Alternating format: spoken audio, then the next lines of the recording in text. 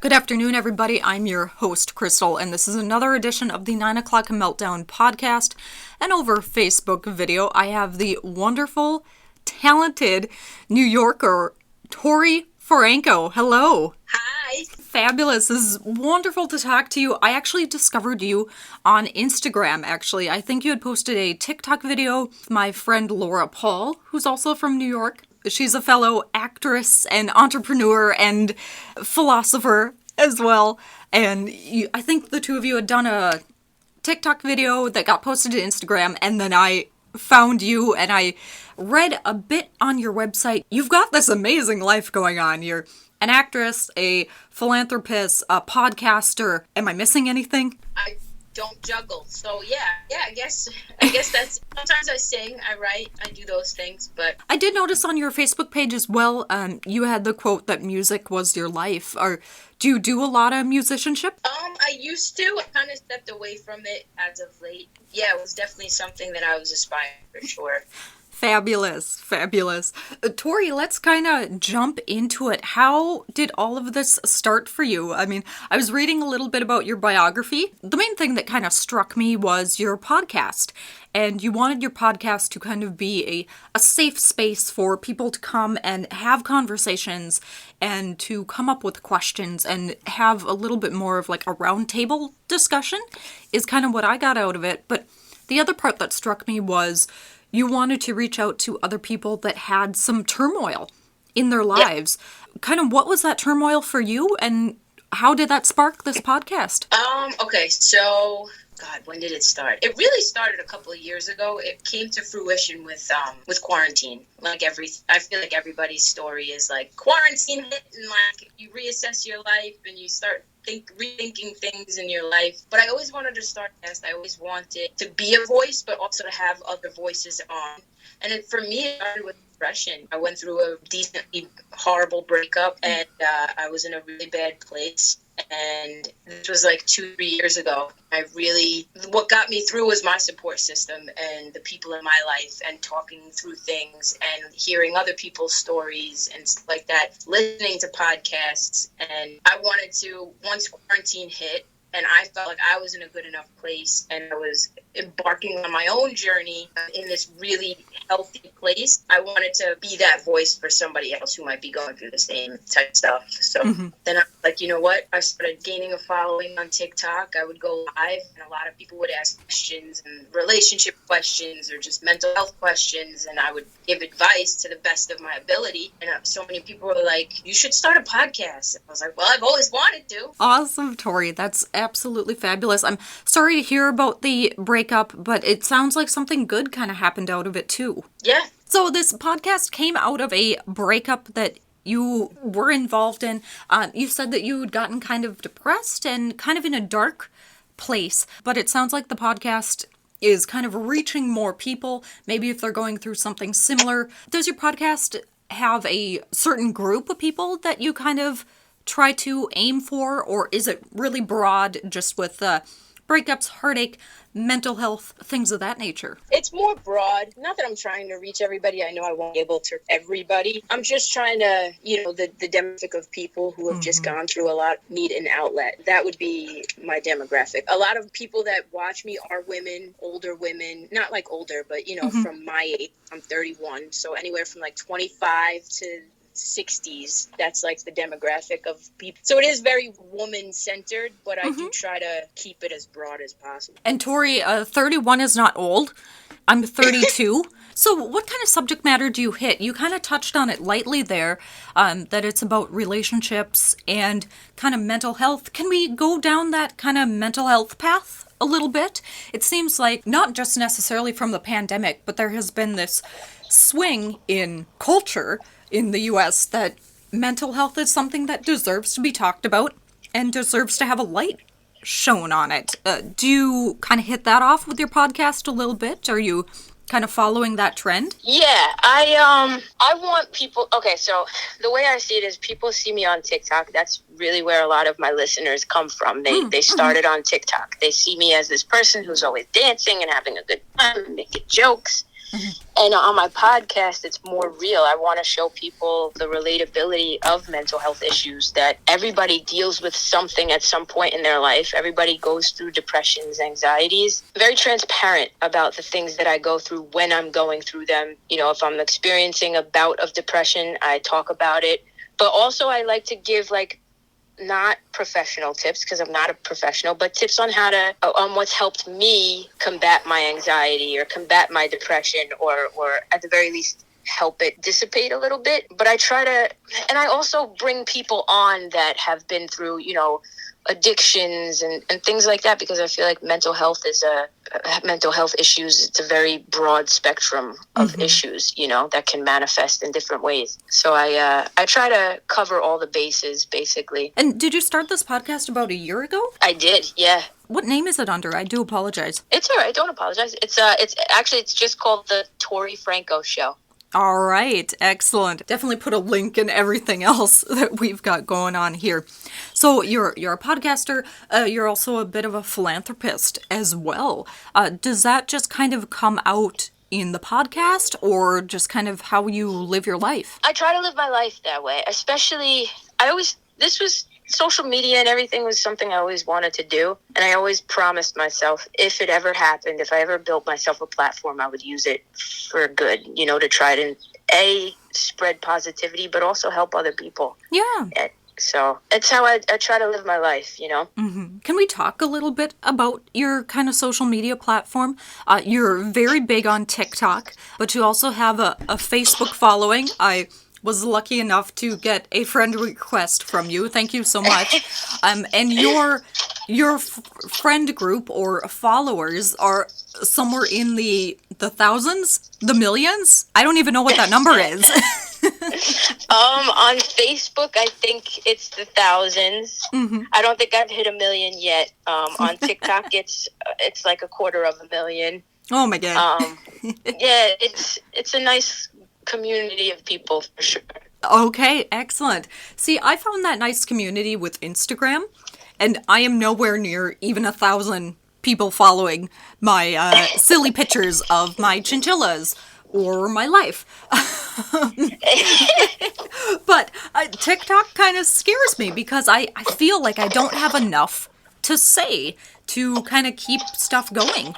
I guess what kind of has your view been compared with Instagram, Facebook, and now TikTok? I mean, which one is more demanding? Oh, man. To be honest, in the beginning, I feel like TikTok was definitely more demanding energetically. Okay. And then my Instagram kind of blew up. And so that felt, TikTok and Instagram were both equally as demanding. Mm-hmm. Now, honestly, I don't allow it to get to that. Mm-hmm. I kind of protect my energy, but I would say TikTok, definitely. There's always this consistent need to constantly be posting and constantly be reaching back out to people. So I would say definitely TikTok for sure. I don't have a TikTok. I'm a little bit old school. I'm a little bit hesitant to kind of go down that path. But it seems like TikTok is really about you connecting with other people, maybe around you or even around the world. I've seen people post questions on TikTok, your videos, Laura Paul's videos, Tegan and Sarah, it doesn't matter. And then they'll do this Q&A response to these questions. Do you do that on your show at all? Yeah, I do. I have a Patreon, so I invite my patrons to ask questions. I try to engage with the following as much as possible. So yeah, I definitely, ask me anything. I'm an open book, so I love all the questions that I get. As long as they're not disrespectful, I'll answer them. Sounds good, Tori. Sounds good. And now you're on a podcast where it's just questions. So let's get into it. So it sounds like you're really hitting this almost DIY artist thing. Patreon kind of blew up several years ago. There are lots of YouTubers and Instagrammers and just influencers in general using Patreon to, one, get their work out, but also to get a paycheck as well. Has Patreon been good to you in that regard, or has it been kind of a back and forth, a trial and tribulation to get the ball rolling? I would say, yeah, it's been good. I mean, I can't buy a house from it yet, but it's definitely been, my patrons have been very generous, and I'm honestly so grateful for Patreon and the platform and the patrons, the people who actually want to sign up and actually support it, you know. Excellent to hear. Tori, now you were a musician a while back. Can we get into that a little bit? Sure. All right. So a musician out in New York, how on earth did you cut your teeth in the crazy cutthroat world of New York artistry? To be honest, I actually branched out internationally like right away. I kind of stumbled upon, I was like in this place of just trying to really put my music out there, and I stumbled upon certain things on the internet. I submitted my music, and I had a lot of overseas producers reach out to me, and they wanted to work. So I became, you know, this writer slash singer for all of these EDM artists overseas, and I had a couple of releases.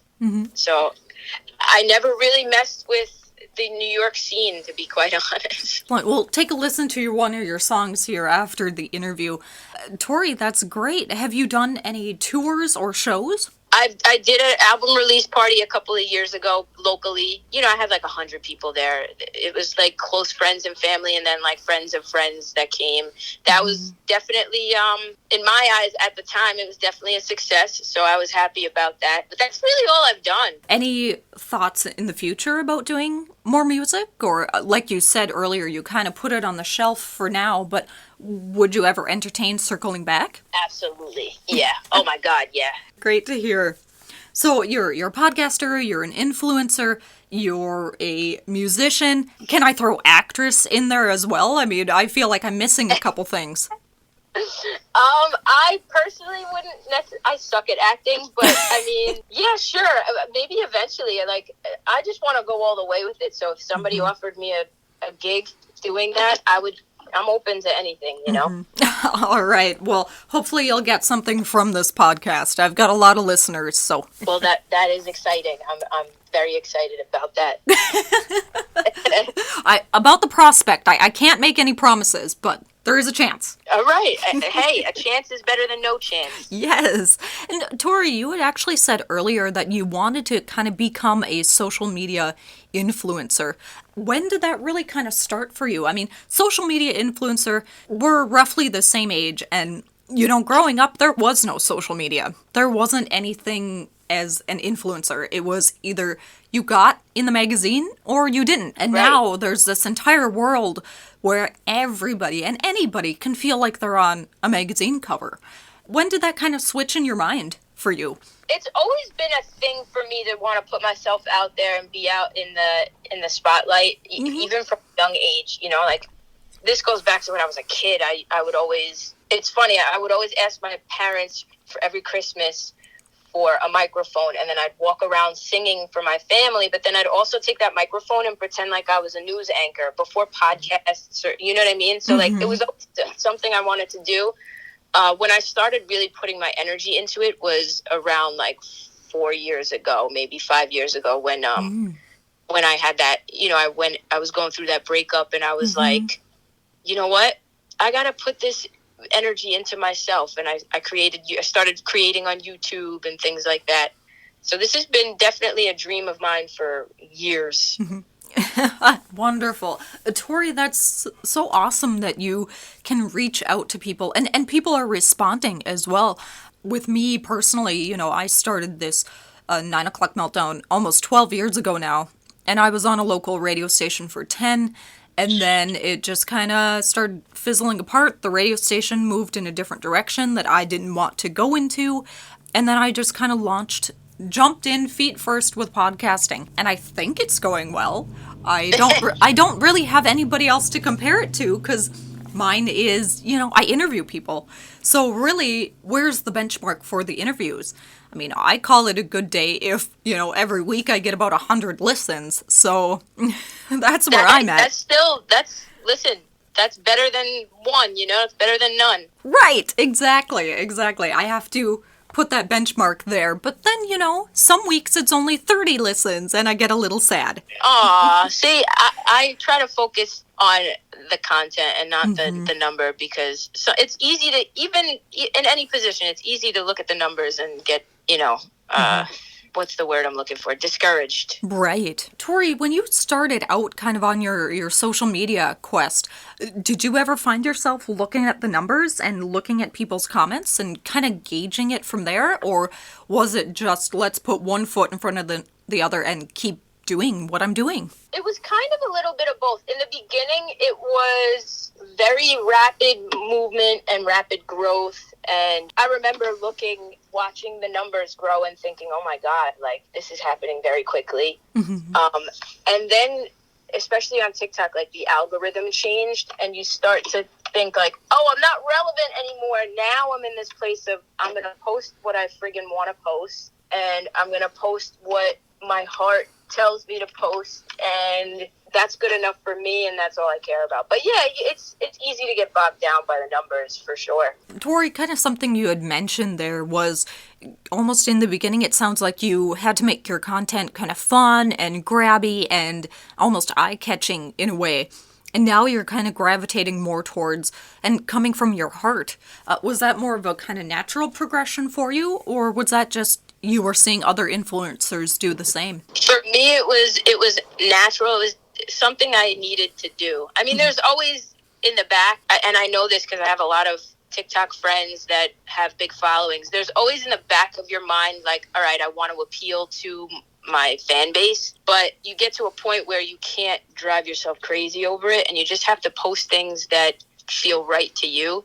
And that was, I feel like it was a natural progression, something that I had to come to terms with on my own, you know? Mm-hmm. Can we talk a little bit more about that? Because that to me just sounds so interesting, because the TikTok videos that I've seen, you know, they're all fun and people are running around, you know, being crazy or singing along or whatever it is. Whatever's going on this week, I feel. Right.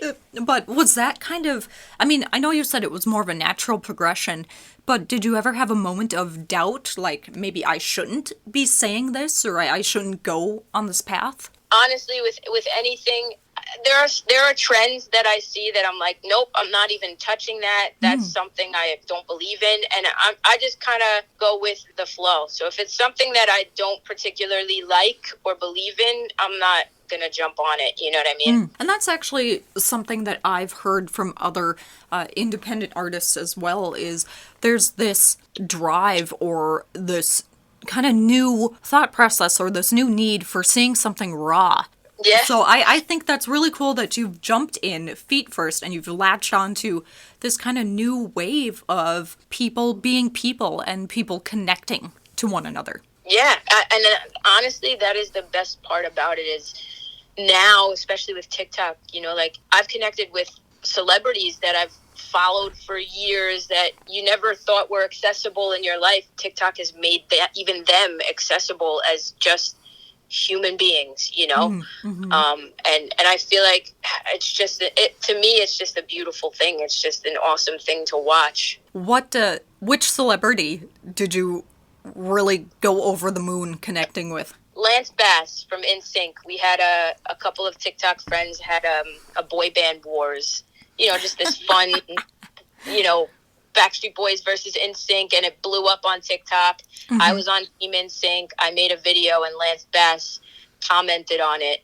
And like, never in a million, if somebody had told me a year ago when all this started, like, hey, you know, you'd connect with Lance Bass or Rosie O'Donnell or, you know, Token the rapper would be following you, I would be like, get the hell out of here. But it's Lance Bass was definitely the celebrity. I was like, oh my God, he knows I exist. You know what I mean? Yep.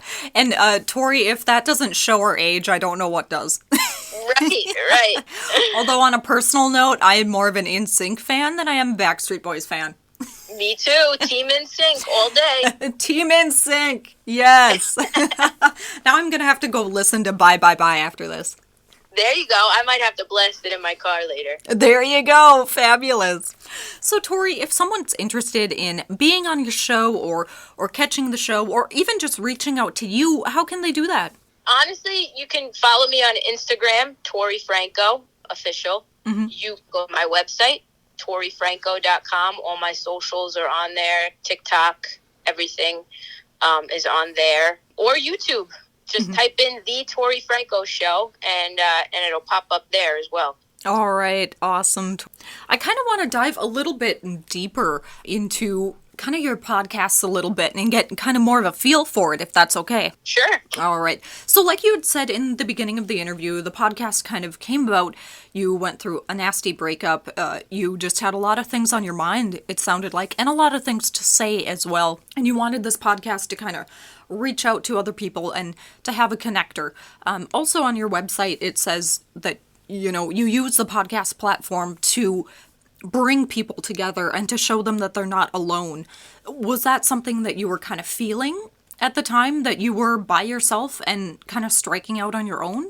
Or was it just more of a fuel for the fire for your podcast? It was definitely something I had felt. I felt like I didn't have a community, or there was a time where I was able to lean on my support system, but the breakup that I went through, I had to kind of rebuild my support system first. Mm-hmm. And so the podcast, I wanted to be somebody's support system. You know, a lot of people who follow the podcast meet each other, whether it's in the comments or engaging on like live streams that I have. They've become friends and they've become a community of supporters for each other. And that was just kind of something I wanted to create. You know, your very first podcast, I mean, was it kind of rocky? Did you just have a lot of things to say and it just kind of spilled out? Did you try to keep it on one track? What was that like for you? The first episode that I ever did, it was a solo episode, and I was, telling my story of my breakup and my relationship. So for that one, it was actually pretty fluid, pretty flowy. But Mm-hmm. still felt all over the friggin' place. So. Yeah. Mm-hmm. But the first interview I did, I was like, oh my God, I don't even really know how to navigate this right now. But I feel like now, like you, I feel like I try to keep things conversational so that it's just, it feels natural. Fabulous. And I think that actually goes back to what we were talking about earlier with kind of social media and podcasting now. There's a trend to keep things natural and to keep things a little raw and maybe at times a little unedited. People definitely want to see that more than, like you and I were talking earlier, the magazine covers that are all flashy and professional. Yeah, it's more relatable, you see the humanity in people. I think that's an awesome thing. Tori, you do have a YouTube page as well. Can people find your show up there, or is your show just a podcast? No, it's I film it as well. So if people are visual, they can watch the episodes definitely on my YouTube channel. Or you can listen to it on all the podcasting platforms, Tori, your story is absolutely fabulous, and I actually have heard very similar stories to yours. So it sounds like you're reaching out to a community base, you're starting a community base, and you're starting a conversation as well, and that's absolutely fabulous to hear. I think I do believe people need to do more of what you're doing and to talk about things that may be on their minds, and everybody goes through struggles, whether that's big or small. I digress. No struggle is small by any means, but, some will be a little bit deeper than others, I think. Oh, absolutely. Mm-hmm. So that's fabulous that you've started this journey and you're one of the entrepreneurs kind of with your sword and shield, and you're going to go out and get people talking about things, I think, that need to be talked about. Hell yes, that's exactly it. That's exactly what I want to do. Tori, thank you so much for taking time out of your day in beautiful, sunshiny New York. I wish I was there with you, because it's kind of chilly here, but it's really cloudy and kind of cold, honestly. If you were here right now, you'd be sweating. But either way, good. I mean, good. See, I love it. I like the sunshine and I like a good sweat. So Me too. All right, awesome, Tori. Tori Franco, she's got the podcast, The Tori Franco Show. You can connect with her on YouTube, Facebook, Instagram, and TikTok. Tori, thank you so much again. You're extremely insightful, and I wish you the best on your podcast. And this will not be the last time we chat. No, I hope not. And thank you. Thank you so much for having me. Of course. Have a wonderful day. You too. Bye. Bye.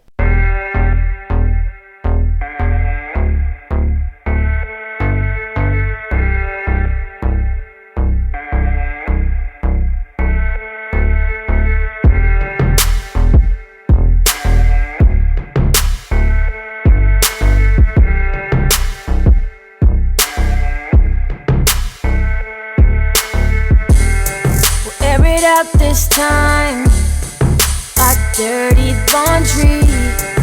Wanna press rewind to when I still knew me.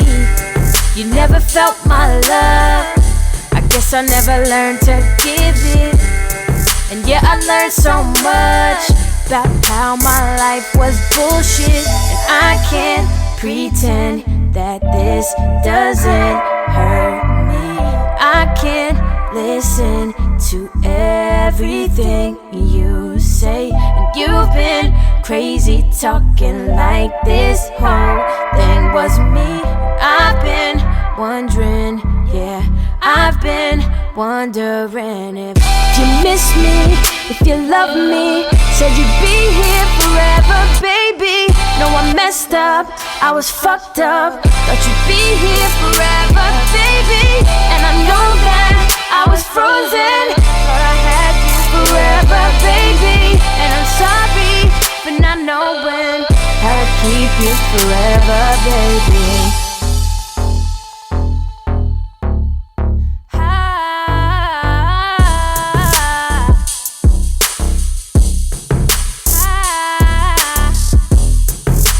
Blame me, baby. Go ahead and point your fingers. We both keep acting crazy, and all the negative just lingers. We don't wanna go too far, but there's so much for us to work on.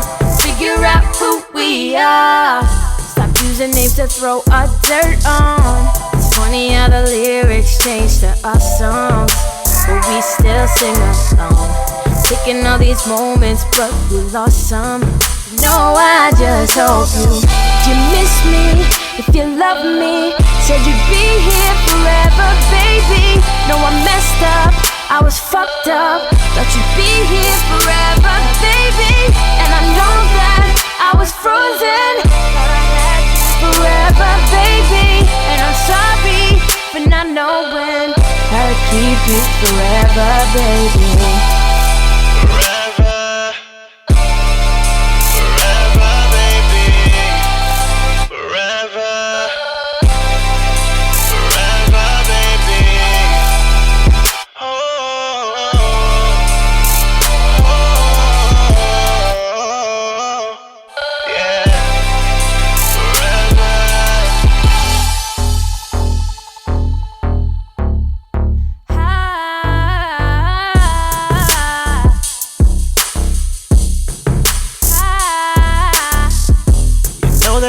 Feel it, baby, that you're playing with my heart, but sure.